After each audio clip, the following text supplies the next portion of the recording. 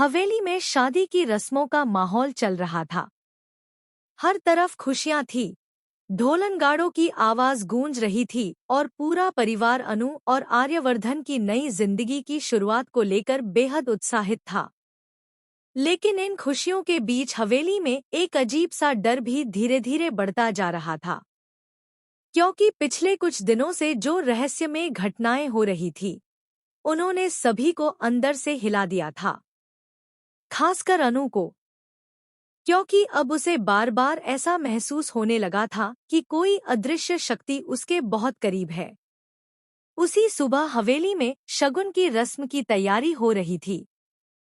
गायत्री देवी ने खास तौर पर अनु के लिए एक सुंदर साड़ी तैयार करवाई थी, जिसे रस्म के दौरान उसे पहनाना था। घर की औरतें खुशी खुशी तैयारियों में लगी थी। लेकिन तभी अचानक सिद्धि माता हवेली पहुंचती हैं। उन्हें देखते ही पूरे घर में सन्नाटा छा जाता है, क्योंकि जब भी सिद्धि माता इस तरह अचानक आती थी, उसके पीछे कोई बड़ा संकेत जरूर होता था। सिद्धि माता की नजर सीधे अनु पर जाकर रुकती है। कुछ पल तक वह अनु को ध्यान से देखती रहती है, जैसे वह उसके अंदर छुपे किसी रहस्य को महसूस कर रही हो। अनु को उनकी नजरों से अजीब सी घबराहट होने लगती है। तभी सिद्धि माता धीरे से कहती है, आज जो होने वाला है वह इस हवेली की किस्मत बदल देगा। यह सुनते ही गायत्री देवी परेशान हो जाती है। वह सिद्धि माता से पूछती है कि आखिर वह कहना क्या चाहती है। लेकिन सिद्धि माता बिना जवाब दिए हवेली के पुराने हिस्से की तरफ बढ़ जाती है।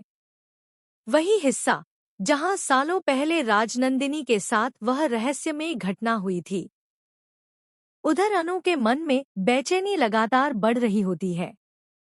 उसे बार बार ऐसा महसूस हो रहा था जैसे कोई उसे उस पुराने कमरे की तरफ बुला रहा हो। अचानक उसे पायल की हल्की आवाज सुनाई देती है। वह आवाज धीरे धीरे तेज होने लगती है। अनु उस आवाज का पीछा करते हुए हवेली के पुराने हिस्से तक पहुंच जाती है।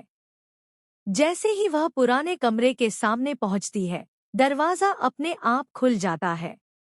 अंदर हल्की रोशनी होती है और कमरे में फूलों की खुशबू फैली होती है। अनु डरते डरते अंदर जाती है। तभी उसकी नजर कमरे के बीचों बीच रखी एक लाल रंग की खूबसूरत साड़ी पर पड़ती है। साड़ी बिल्कुल नई होती है, लेकिन उसके आसपास का माहौल बेहद रहस्यमयी होता है। अनु हैरान होकर साड़ी के पास जाती है।